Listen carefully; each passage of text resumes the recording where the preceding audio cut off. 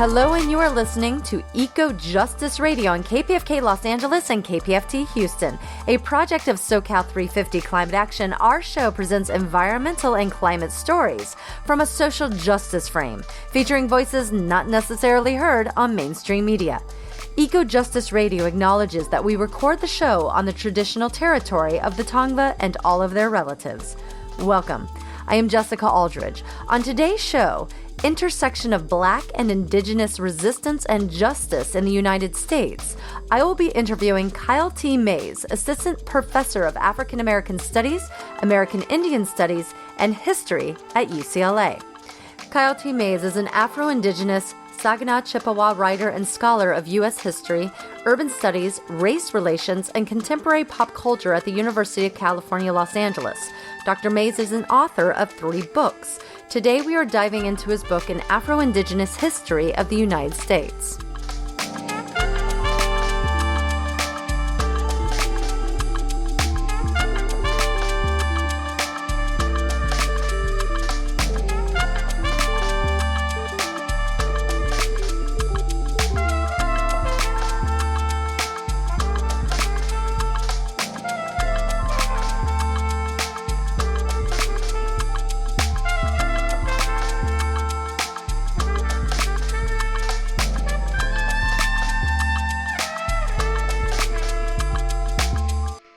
His book, An Afro-Indigenous History of the United States, Kyle T. Mays argues that the foundations of the United States are rooted in anti-Black racism and settler colonialism, and that these parallel oppressions continue today. He explores how Black and Indigenous peoples, sometimes together, sometimes apart, have always sought to disrupt, dismantle, and reimagine U.S. democracy. He uses examples of the Black Power and Red Power movements of the 60s and 70s, as well as collaborations for the Standing Rock Sioux and Black Lives Matter. We discuss the paradox of reparations and the need to center the return of land as a way towards justice. As well, we discuss the ecological crisis and its connection to the capitalist economic models. Dr. Mays' work seeks to illuminate how we can imagine and put into practice a more just world. Thank you for tuning in to EcoJustice Radio and our show, Intersection of Black and Indigenous Resistance and Justice in the United States. I am your host, Jessica Aldridge, and it is my honor to welcome our guest, Kyle T. Mays, Assistant Professor of African American Studies, American Indian Studies, and History at UCLA. Welcome to EcoJustice Radio. Thank you for having me. I'm excited to be here. I am excited to have you. This is going to be a great conversation. So let's jump right in, Kyle. Kyle, you are from Michigan and are of Black and Indigenous Saginaw Chippewa descent. Tell us about your family story. Yeah, so it's I'll be very short. So my great grandmother Esther Chabus Mays, or Keadnokwe, was her Indigenous name, and it roughly translates into High Woman or Cloud Lady. She came to the city of Detroit, Michigan in the spring of 1940 at the age of 16 years old. And she met my great-grandfather, who was an African-American male who was born and raised in Detroit. And eventually they would have 9 Afro-Indigenous children. And she became a very prominent activist in the city of Detroit especially around Indigenous education. And she was a co-founder of what was called Detroit's Indian Education and Cultural Center, founded in 1974. And her children were also very active within a variety of Black Power, Red Power activism in the city of Detroit, culminating in the creation in 1994 of what was called the Medicine Bear American Indian Academy, which was the 3rd ever public school created with the Native American curriculum. So it was a very prominent form of education meant for Native students, but also, Detroit in the 1990s is a predominantly Black city. So you have a lot of Afro-Indigenous children, Latinx and Indigenous children, and also children who are multi-tribal, especially First Nations from Canada, because Detroit is so close to the border. And you have a book out. You have 3 books, actually. And for our listeners, so definitely once you've listened to our show, go check out those books. We'll have information on how you can find them. but one of your books is the Afro-Indigenous History of the United States. What is the central theme, and why did you write this book?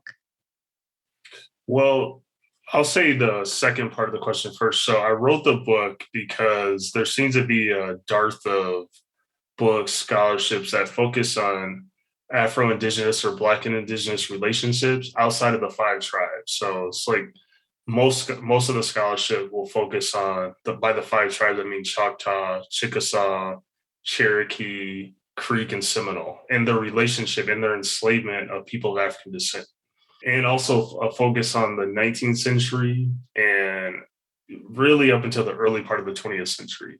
And so for me, I was like, well, if the foundations of the US, and I think we'll get to this later, hopefully, are based in the dispossession of indigenous peoples and the enslavement of Africans, even outside of the particular five tribes, as an Afro-Indigenous person, I have no relationships that I know of, at least, connected to the five tribes. And I wanted to also tell those stories because there are certain ideas around that dominate discourse around this particular subject area. So I wanted to give something different in a book. So that's why I decided to write it.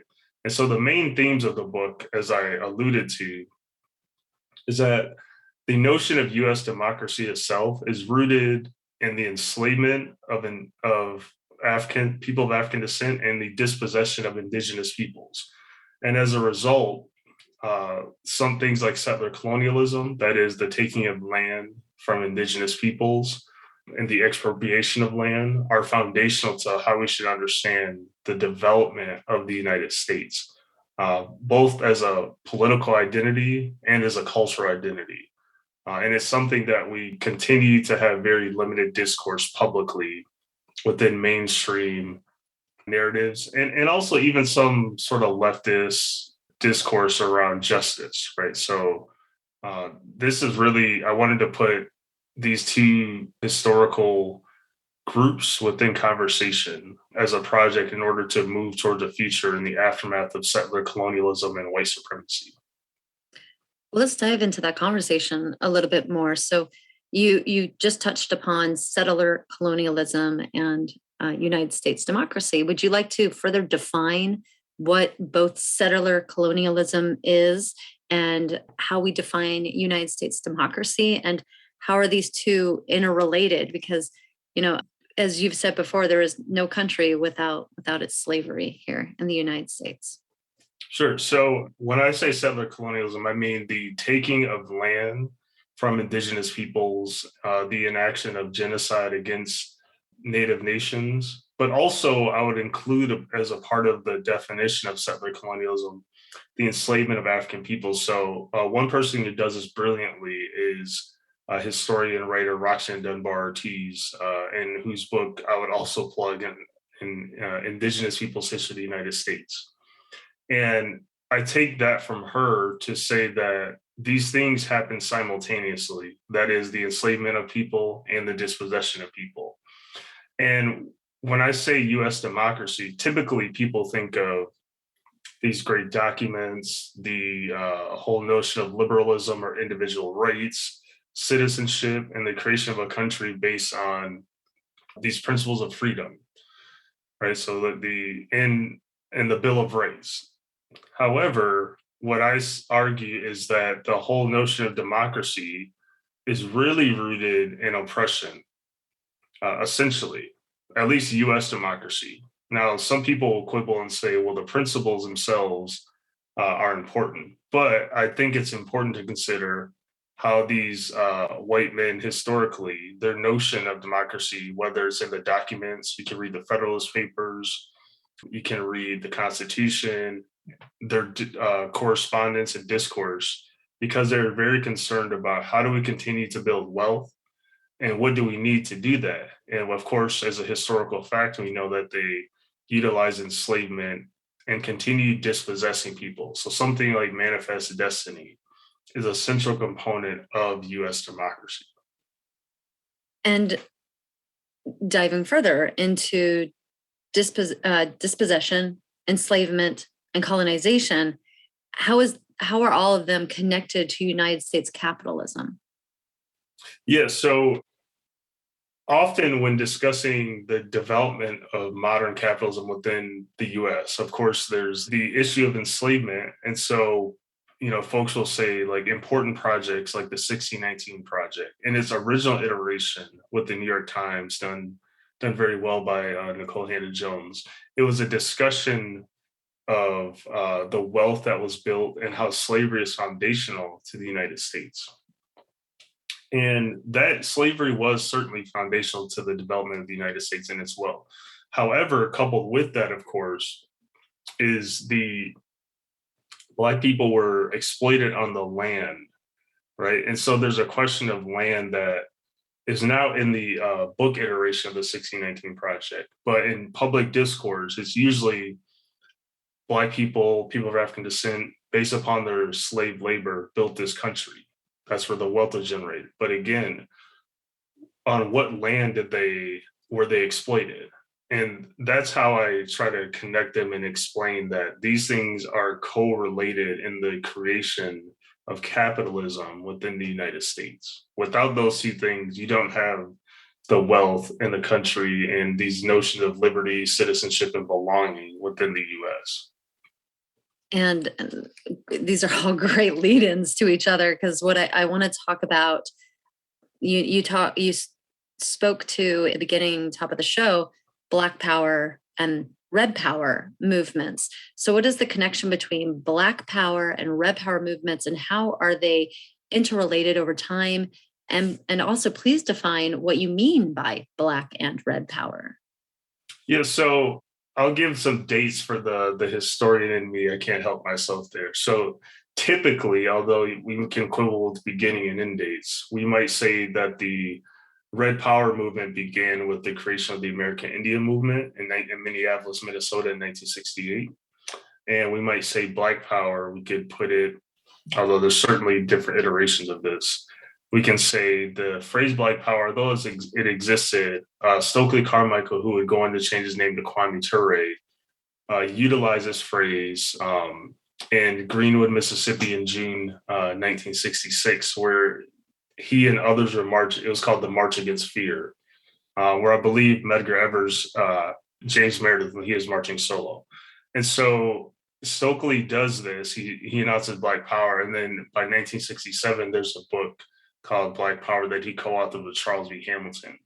Now, the notion of Black Power, and I'll get back to Red Power, Black Power is really about self-determination and defining who you are as a people. And there are different iterations. There were cultural, nationalist parts of Black Power, so cultural pride, aesthetics, the Afro, the Black Power fist, etc. There's also a radical critique of capitalism and also imperialism around the world and showing solidarity. Now, that iteration of Black Power is useful, at least for me, through someone like Stokely Carmichael, who understood that Black Power, as it existed within the United States, could be nothing without acknowledging that this is indigenous people's land. Right? And he, along with the Black Panther Party, are really two, as a group, and then he as an individual, were two people that consistently documented and brought up the issue that this is Native people's land. And he does this brilliantly in a speech called The Red and the Black in St. Paul, Minnesota in 1974. And he says that we should critique capitalism and we should acknowledge, importantly, even as Black people, that this is not their land. This is Native people's land, and any struggle should center indigenous people's land. And so Red Power during the time period was about, one, honoring the treaties, because the United States has violated every single treaty they've ever made with all the different tribal nations. And two, to enact self-determination and take destiny over their lives, right? So it's a form of sovereignty. And that's really how I see the connection between Black Power and Red Power, self-determination and some forms of sovereignty, although it's very different because Native peoples are unique in that they have a treaty relationship with the United States government. Kyle, there are many historical misconceptions about the relationship between Black and Indigenous people. And if you don't mind, I'd like us to address some of those. Some say that it's hard to compare the experience of Black people and Indigenous people together. And under that assumption, the idea is that Blacks fight for civil rights and Indigenous people demand tribal sovereignty. How do you see these interests converging? Yeah, so I like to start with, although it has a longer historical iteration going back to the Society of American Indians founded in 1911, and it's rooted in this idea of anti-Blackness where we don't want to be treated and coupled with Black people because of the racism that they experience. But I'll go with Vine Deloria Jr. So in Custer Diefer's an Indian Manifesto published in 1969, he has a particular chapter called the On the Red and the Black, and he discusses the major differences between the Black struggle for freedom and self-determination and for Indigenous nation. And for Deloria, he argued that you couldn't really compare them because, as you mentioned in your question, Native peoples were fighting simply to be left alone, that the United States respect their inherent sovereignty as tribal nations. And he did not, and he thought the broader civil rights movement, which is true, sought integration. However, what that does is flatten the Black radical tradition or Black radical history. And folks are either trying to leave the United States altogether or radically transform the society as a anti-colonial, anti-capitalist project.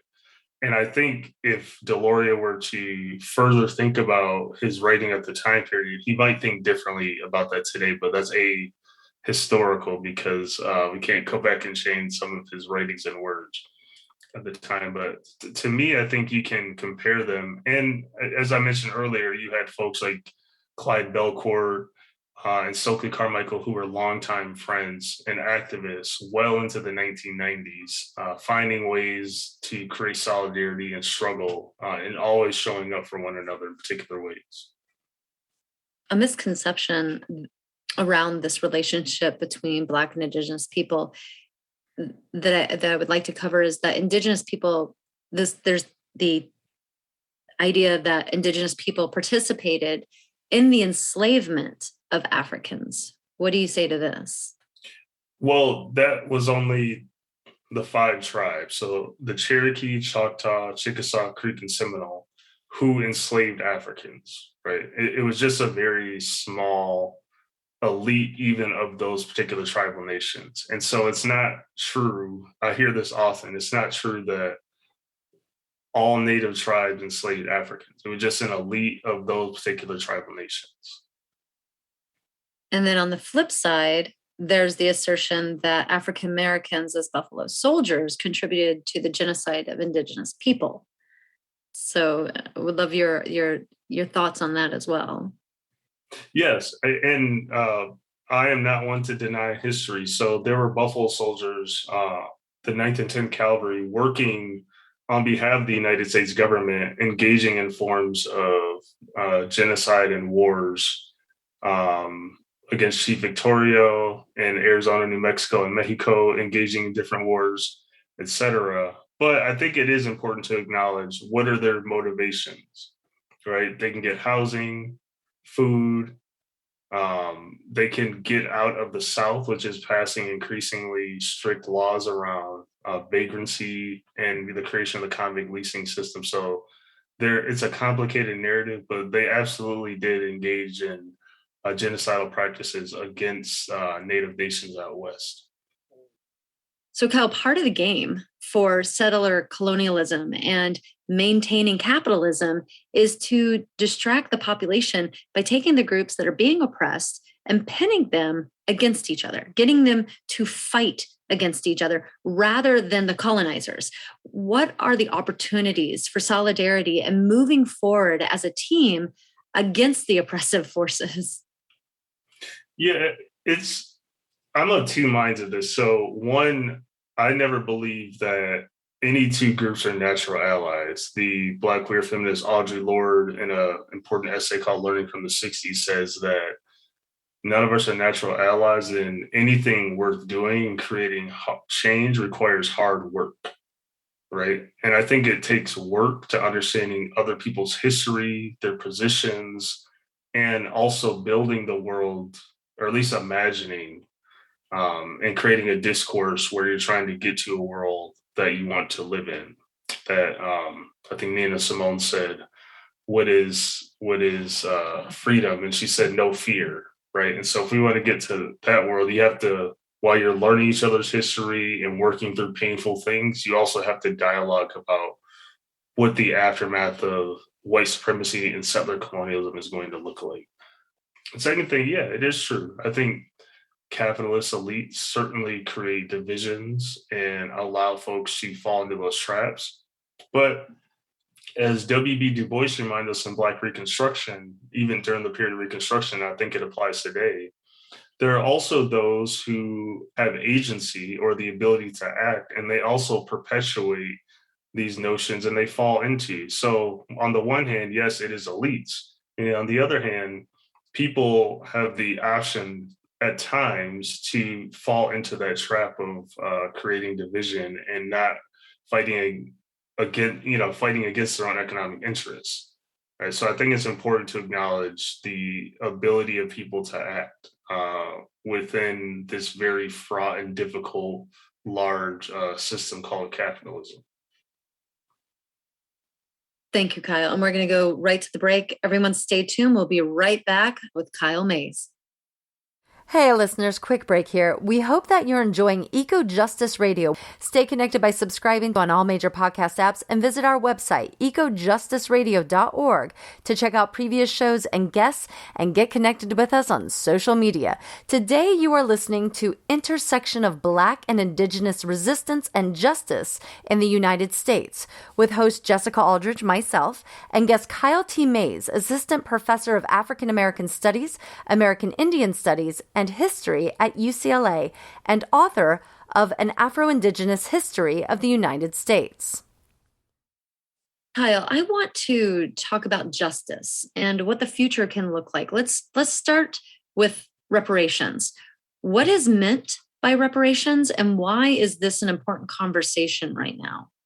Yeah, so the reparations discourse has existed well since the 18th century amongst people of African descent.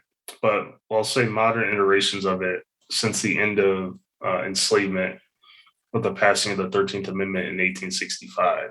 And so people, when they say reparations, what they mean is compensation, one, for the descendants of enslaved Africans who were exploited and helped build the wealth of this country, and also modern forms of discrimination. So it could be individual instances like the Tulsa race riot in 1921, or just as a larger concept of the Jim Crow segregation and racism that largely inhibited African Americans from building wealth within this country. Now, his economists William Darity and Kirsten Mullen have a book called From Here to Equality, and they say that the United States government, based on their calculations, would owe people of African descent somewhere between $15 to $21 trillion. That's their calculation. Now, we know the U.S. government ain't giving nobody $15 to $21 trillion unless it's for the defense budget. But what bothers me about the discourse around justice is individual wealth payments. So Yvette Carnell, who is a lawyer and the head of the American Descendants of Slavery Foundation, she makes this point that there should just be wealth cash payments. And I'm not opposed to meeting the immediate needs of people, poor people, exploited people, working poor people.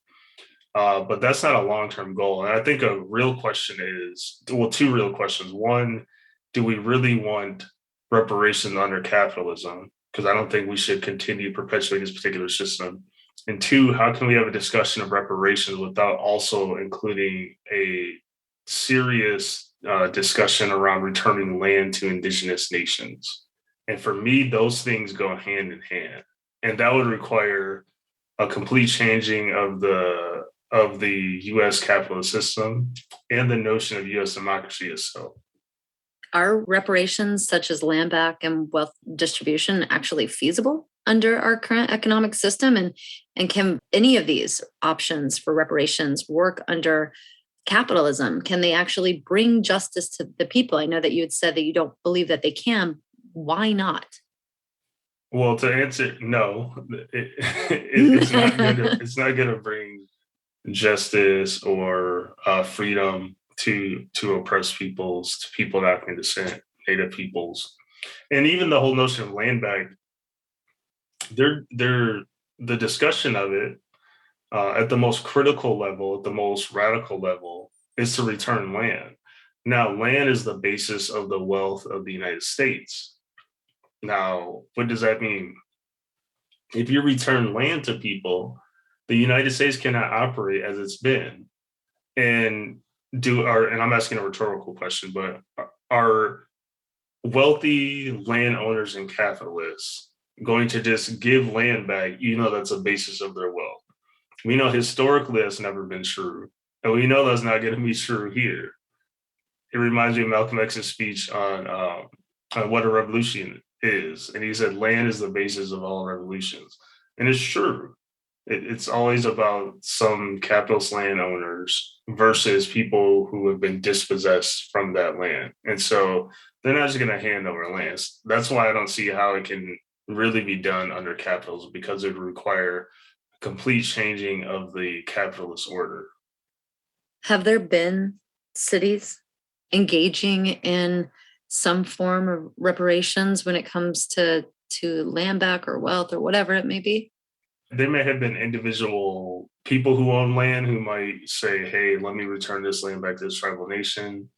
There's a city of Evanston who's proposing giving some sort of financial loans to people who are racially discriminated against historically in Evanston outside of Chicago.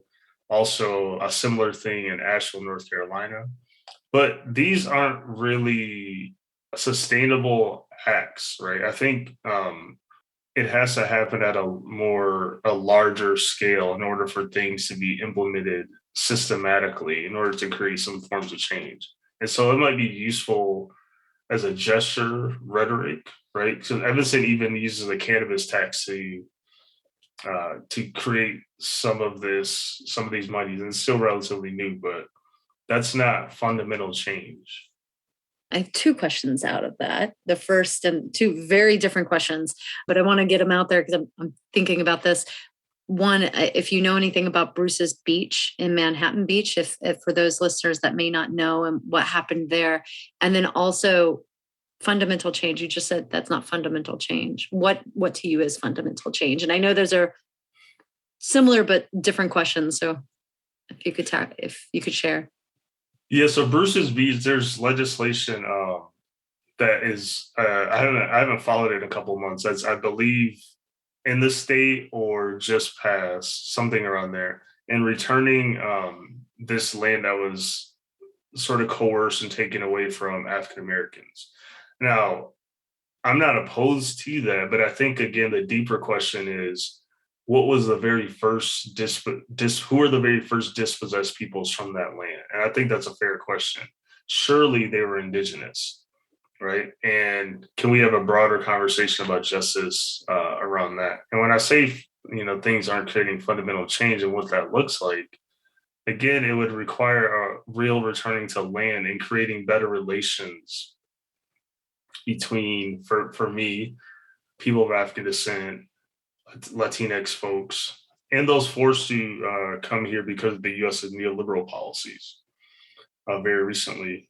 And of course, white folks, right? I mean, there's a broader conversation around how we create better relationships with Black and Indigenous peoples that we need to continue to have and put into praxis for our future. How do we break up our current system? The system that is not allowing for some of this to take place and get to a more just world that emerges from what you call the aftermath of settler colonialism?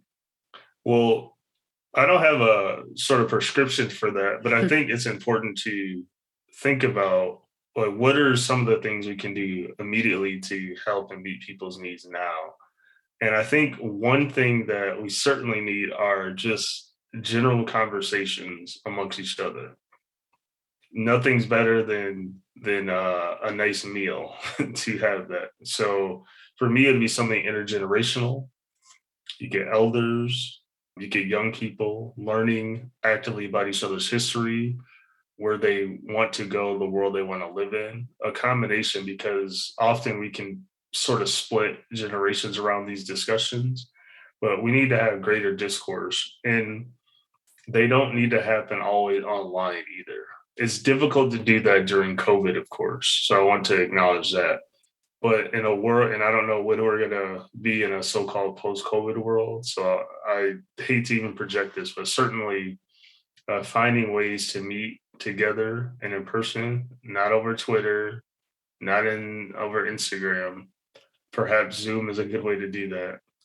But having real conversations about what are the worlds that we want and how do we want to go about doing it. Kyle, you had mentioned earlier Stokely Carmichael, who spoke to the modeling of centering Indigenous land and the struggle for civil rights.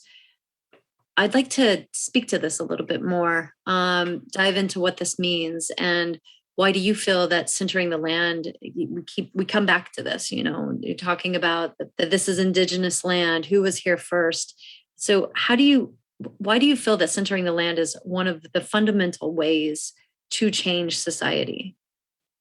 Yeah, well, when he talked about centering the land, he was certainly saying that for people of African descent to be in solidarity and good relationships, then we have to acknowledge that this is not our land and our ancestors were kidnapped and forced to come here.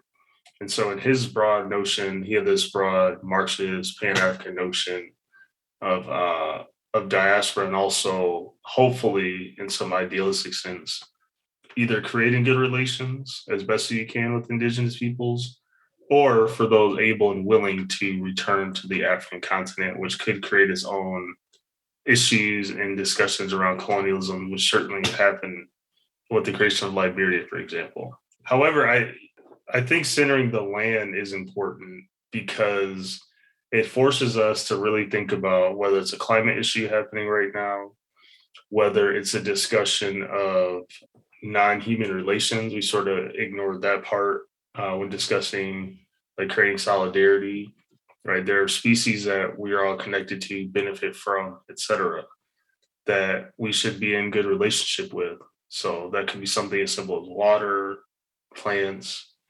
animals, our engagement with them, right? And I think all those things are important when we're discussing being in good relationships with each other and also with land. So that relationship, the non-human species relationship, do you go into that in your book? How do you explain that to people? Why is it so important that we have this connection outside of ourselves as humans, but with all the life form that is around us? Well, no, I don't go into any great detail about this in the book, but as a general practice, I think it's important. We all live on this particular planet. We all benefit in some capacity from resources, again, whether it's water, whether that's the materials in someone's cellular phone, computer, what have you, which someone is probably likely exploited for, but many of us are complicit in that, as I am.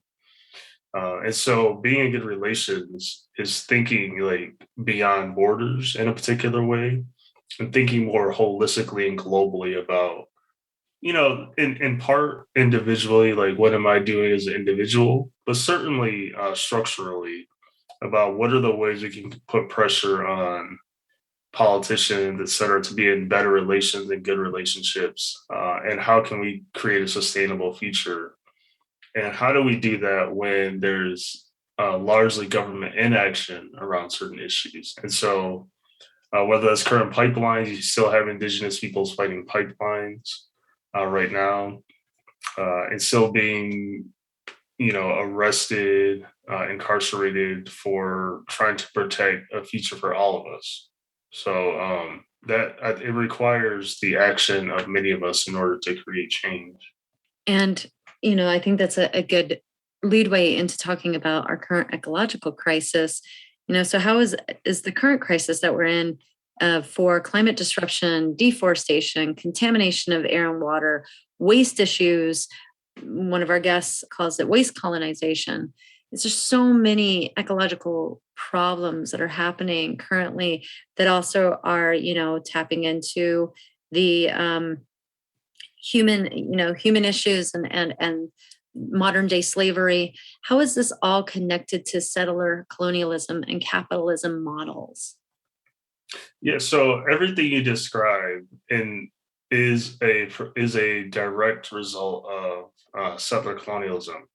So, when many of us are taught at a young age in school about the Industrial Revolution, and I remember thinking this was and it is fascinating for a lot of bad reasons, but it is a fascinating period in European Enlightenment, etc. But what that did was it also created subhuman categories, the idea of race in some capacity, and who could be exploited, who was human, who was not human. And with the creation of the Industrial Revolution, you have this whole ecological crisis. And coupled with that, you have the subordination and subjugation of certain segments of the population, right? And then people, of course, became wealthy out of this whole crisis. So it's the Industrial Revolution might as well be called settler colonialism's like beginnings, if you will. It's a way to frame it, and I think you mentioned someone says waste colonization, right? And that's well stated. It's just a continuation of the practice and implementation of colonialism and the wealth building for certain individuals, groups of people, and nations. It definitely is. Kyle, the campaigns around Black Lives Matter and what was happening at Standing Rock have, recently they came together in their own efforts in allyship. And I was wondering if you could speak to that. Yeah, so in the fall of 2016, you had members of the Movement for Black Lives or Black Lives Matter. They wrote a statement which you can no longer find unless you use the Wayback Machine about their unadulterated support for the movement at Standing Rock for me, it was a watershed moment and something that hadn't, outside of local struggles, hadn't really happened in such a public way since the 1960s and 1970s. This act of solidarity coming from African Americans in such a profound way, or people of African descent in such a profound way. So it was a coming together of people who understood that we're in an ecological crisis and that anti-Blackness is not far removed, and the environmental part of anti-Blackness is not far removed from the crises that happen against Indigenous peoples, whether in the city or on the reservation. So it was certainly an important and historical moment within Black and Indigenous history. Great, thank you. And we're going to go to our break real quick and come back, continue this conversation. So listeners, stay tuned.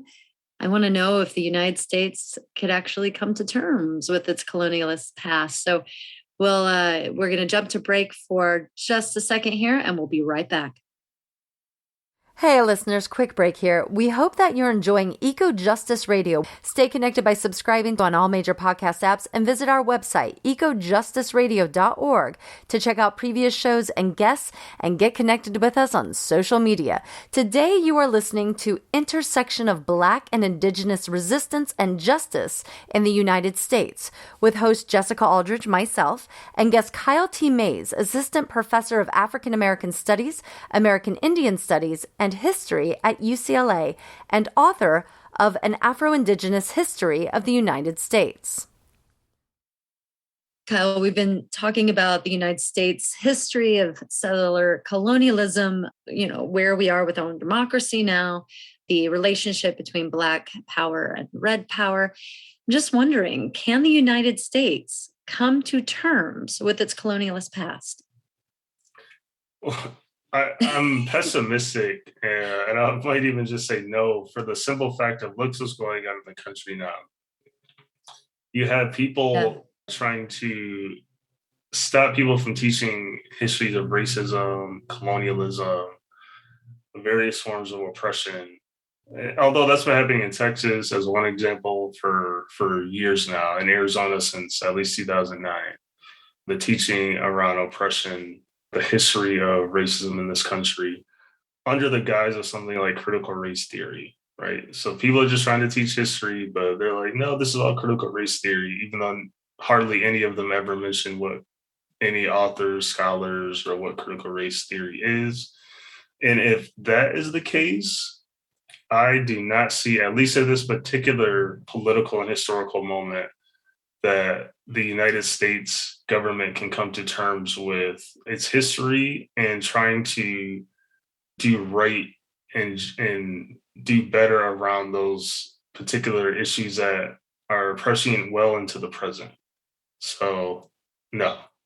No. It's like one of those tongue-in-cheek almost questions. It's like, is it even possible for that to ever happen, right? You mentioned critical race theory. And for those that don't know, can you define critical race theory? Yes, as simply as it is. So there are folks like Richard Delgado, Kimberly Crenshaw, Derek Bell. It's fundamentally that race or racism is intrinsic and endemic to US society. So whether that's law, policy, history, it's the lens through which, in the beginning, critical legal studies, but it's a lens through which we view US history, policies, etc. That is, things have a structural racist outcome. For instance, like we can look at something like the mass incarceration of people of African descent, right? It may not have had a racist intention, but there's a large racial outcome. This is the essence of critical race theory and understanding that racism is endemic to society. And until we rectify those things and understand that, we're not going to get anywhere around that. And there's also, which people ignore in public discourse, what's called tribal critical race theory, basically. And it's that that Native peoples or colonialism is sort of endemic also. Settler colonialism, that is, it's also endemic to US society, which if we can have a conversation about critical race theory and acknowledge what it actually is, we certainly ain't going to have a conversation about how settler colonialism is endemic to US society as well. And how does that compare? How's critical race theory compare to what is currently being taught in our public schools in the United States? Well, I don't think critical race theory is being taught in any public schools. I don't know of any examples. Yeah. I haven't seen any. I tried to look when, like Virginia or Utah or other states are proposing, or Georgia, these legislations, and looking at curriculum. There might be an author who talks about race, but that's not the same thing as talking about a particular body of scholarship and discourse. Now, I'm at UCLA. Certainly, you have some top scholars, whether that's Cheryl Harris, Kimberly Crenshaw, of course, Devin Carbato, my colleagues there who teach critical race theory in the law school, which is a fantastic law school. But it's not happening, for instance, at the lab school at UCLA or any public schools. So this overblown, dramatic disconnect between the truth of our history and the need to understand our history, and then what they think is happening is really driving this discourse in this country that is just based on absurd misconceptions. I mean, what's your thought on that? What's happening? Yeah, certainly. It's fear-mongering. And as we mentioned earlier in the conversation, I would not only blame politicians or certain sorts of political commentators solely. I think there's also the agency of people who refuse to read some of these texts, and in good faith. I think any critical person, whether you agree with something or not, you would at least read something. And when you don't read something, your basis for analysis is fallacious, it's false. And then you can't have a real conversation because you're not doing something in good faith. Another point of contention that's been recent in our United States history is the concept of defunding the police. What are your thoughts on defunding the police and how we may think differently in how we approach issues in our communities? Yeah, well, I think the police should absolutely be defunded, if not completely abolished, is where I would really go. Now, people might be fearful of that, but we should ask ourselves two things. One, do the police prevent crime? They don't prevent crime. And two, why are we so afraid of trying to imagine other forms of safety, of public safety? I guess a final question is, what produces certain sorts of issues? And so when most people think, they get scared because they think of violent crime instead of thinking, well, what society produces folks who would engage in violent crime? Or how can we create forms of restorative justice and think differently about public safety? Right. And why do they get so much money in the first place when they don't prevent really anything? Right. I mean, and if we had more money dedicated or allocated to the children's education, welfare programs, making sure children have food to eat, that people have adequate housing. If we dedicated those resources they have, I think we would be in a much better place as a society as a whole. How do you also see pop culture changing and embracing representation of Black and Indigenous culture? That was so. I love pop culture. I think representation is important. But as my good friend and comrade, Dr. Bryce Henson, always asks me, representation is meaningful, but what does it mean? Right. So, what is the context in which it means something for the consumer? And often, whether it's something like Reservation Dogs, which is a fantastic show on Hulu, everyone should check it out. A super cool show. And I remember my social media was blowing up. People were like, a particular rapper, Sin Jadi, who's a fantastic rapper. They're like, he's engaging in minstrelsy, blackface, anti-blackness. And I disagreed to the extent that if there's a hip hop artist around the world, all of them are engaging in forms of blackness because rap music is the essence of Ebonics or African American vernacular English. But it becomes their own when they're telling their own stories, their own struggles. And I think people adopt, for instance, hip hop or rap music, even within Native communities, because it's an expression of self. People who also have oral tradition, they are able to produce something like rap music very easily. And it's something that you don't need a lot of money or technology to do, at least to get started. So of course I understand why it's appealing, but representation is there's not a linear way from having more accurate representation. I mean, Obama was in office for a number of years, and I don't think that fundamentally changed the material conditions of poor and working class Black people in any particular way. So you can't get any more representation than having a Black president. So there's no one-to-one to having more and better representation, although I think it's useful to some extent, but that doesn't lead to decolonization. And you had mentioned cultural appropriation, or alluded to cultural appropriation. I think there's a lot of confusion around what is truly cultural appropriation. And I think it's a gray area too, because what is cultural appropriation for one person might be different than, to one person who may be Black compared to another person who is Black, and the definition of cultural appropriation may be different. So how do you personally define that? Because I know that you have brought that up and, taking into consideration that gray area. Yeah. So for me, cultural appropriation is when you take a particular culture, don't acknowledge its history, the people from which it came, and you completely erase that and you make it as if you created it or as something done on your own. So I think I either read this in the New York Times or Washington Post recently.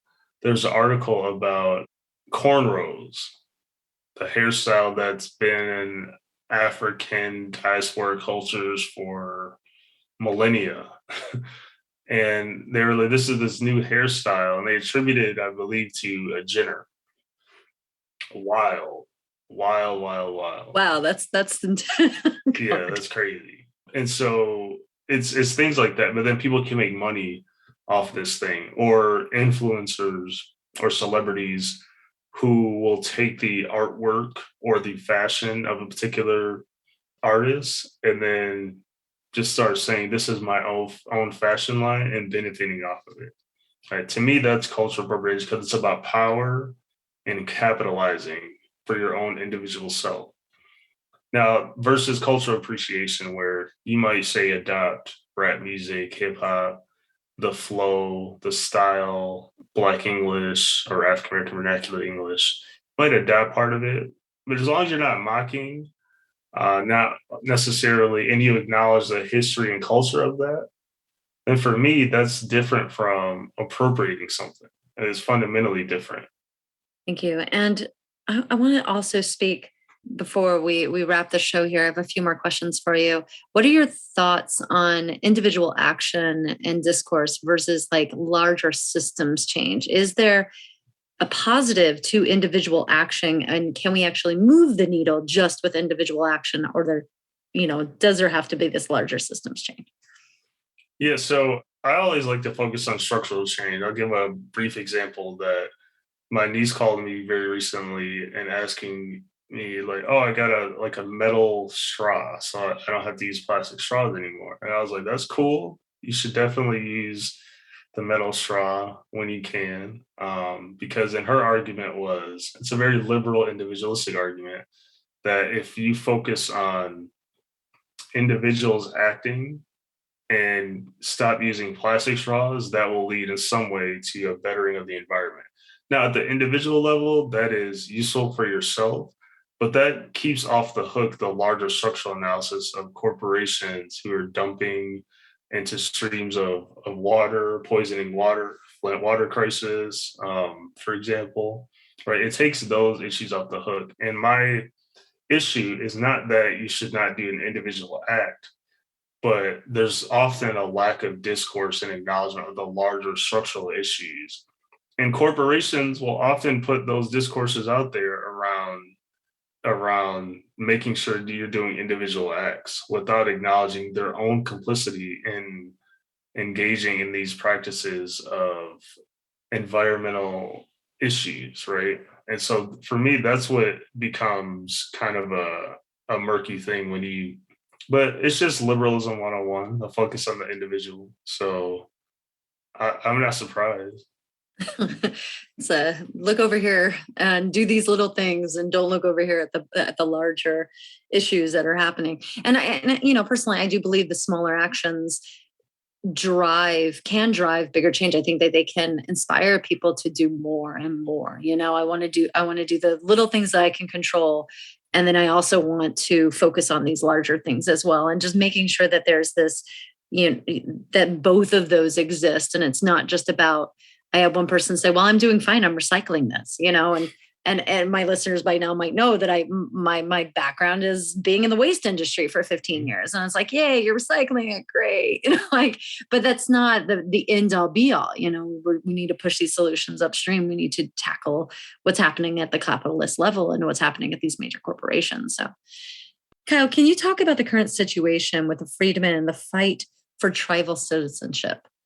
Yeah, so I think it's important to go back to the Civil War period. So you had various tribal of the 5 tribes, again, that's the Cherokee, Choctaw, Chickasaw, Creek, and Seminole. And you had some of those, at least a faction of those tribal nations, who fought on the side of the Confederacy, because the Confederacy told them that if we end up winning the Civil War, then we will allow you to be sovereign nations and we will not necessarily interfere. And so a faction of those tribes began to fight with on behalf of the Confederacy. And it was a contentious issue, amongst tribal nations. And so, of course, the Confederacy lost. And as a result, the United States government forced those tribal nations to sign a new treaty in 1866, saying that they would end slavery within their territories and also include their formerly enslaved Africans and people of African descent, and some were by blood too, that they would include them as citizens of their nations. Now, it's been a long process, culminating particularly in the Cherokee Nation, although the other nation did it too, with Chad Smith, who decided to kick out and no longer make them citizens, the Cherokee freedmen in 2007. And so there's been an ongoing battle since then about including them as citizens, right? Because and for the Cherokee freedmen and also the other freedmen of the other tribes, they're saying you should honor the treaties. So there's always a discourse in Indian country about honoring the treaties. And they're saying these particular tribal nations are not honoring the treaty that they made. But the Cherokee Nation and others are saying we were sort of coerced or forced into doing this. And so it's a combination, and all of them are correct. I don't believe that the United States government should interfere with the tribal sovereignty. But for the freedmen, there's an element of anti-Blackness on why they were kicked out in the first place. There's a whole issue of what recourse do they have to get justice. And they've had to go to the route of U.S. Congressman Maxine Waters being one of them, Congresswoman, and also other forums such as the U.S. Supreme Court. So it's a very complicated issue. And the Cherokee Nation, I believe, just reinstated, or at least parts of citizenship to the freedmen. And Marilyn Vann, I believe, who is one of the leaders of an organization dedicated to fighting for Cherokee freedmen rights, I believe, is on tribal council or some form of government within the Cherokee Nation. So I certainly encourage the other, other four tribes to do better and give some recompense for not only the enslavement, but the injustices that the freedmen of the five tribes have had to experience well over a century. Thank you. We have a few more minutes left. We have 3 minutes left here before the end of the show. And I want to pick your brain a little bit. You were you've mentioned some books. I've written them down. So when our listeners go on to where our blog and stuff is, they'll be able to get some of these resources. But what are some of the names of these books or other books that you would recommend to our listeners? And then also, what are the names of the 3 books that you have published? I want to make sure that our listeners know the books that you've published. And I want to make sure that they can get these pieces of work. Yeah, so my colleague, Elena Roberts, she's at the University of Pittsburgh, has a very cool book called I've Been Here All the While, Black Freedom on Native Land. It came out last year, but it's a very good book talking about Reconstruction in a way, and its impact and connection to formerly enslaved Africans within the five tribes. So it's a fascinating book and sort of challenges us to think differently, one about Reconstruction, but two about settler colonialism and who can perpetuate and engage in settler colonial processes. Roxanne Dunbar Ortiz, I mentioned her book in Indigenous Peoples' History of the United States, but she has a new book called Not a Nation of Immigrants, that you hear this phrase often, we're a nation of immigrants, but what does that do to you? How does that contribute to the erasure of Indigenous peoples? And that is a fascinating approach to her most recent book right there. And finally, a book that's older, it's one of my academic mentors, but it's still foundational to how I understand language and discourse. So it's called Talking and Testifying, The Language of Black America by Geneva Smitherbin. It first came out in 1977 and then reissued in 1986. But it's still foundational in educational programs, graduate and undergraduate around the country, about respecting Black English, African American vernacular language, etc., and respecting language diversity, right, across the board. So for me, these are kind of 3 books that I've been referencing and engaging with right now. And what are your 3 books? And my 3 books. See, I almost forgot. Or I tried. I have not forgot. So, I own one of these books. So I have an Afro-Indigenous History of the United States that just came out in November 2021, published by Beacon Press. In 2018, I published Hip Hop Beats, Indigenous Rhymes, Modernity in Hip Hop in Indigenous North America. And in May of 2022, I have a forthcoming book called City of Dispossessions, Indigenous Peoples, African Americans, and the Creation of Modern Detroit. I will definitely have to get my hands on those books. And where can people get more information on your work? How can they connect with you? Can they find you on social media and any other resources that you would like to recommend? Yeah, you can easily hit me up on Twitter at maze_Kyle. Also my website at kyle-maze.com. And those are 2 of the mediums. You can email too, but you can easily find that over the internet. Easy Google search stalking that we're all aware of. Thank you, Kyle. Anything else you want to add before we wrap today? Let's build a world towards the aftermath of settler colonialism and white supremacy. We need everyone to do it. Thank you. Yes, we do. Kyle, this has been a fantastic conversation. Thank you so much for spending your time with us today. I really appreciate it. Thank you for having me. Thank you. Thank you to our guest, Kyle T. Mays, author of An Afro-Indigenous History of the United States. And thank you to our listeners for joining us. This has been Intersection of Black and Indigenous Resistance and Justice in the United States. Please connect with us on social media at EcoJustice Radio, SoCal 350, and Adventures in Waste. If you like what you heard and you want others to be informed, you know what to do. Subscribe to the podcast, share the episodes, get that information out there, and help us continue our efforts by making a donation to the show at ecojusticeradio.org.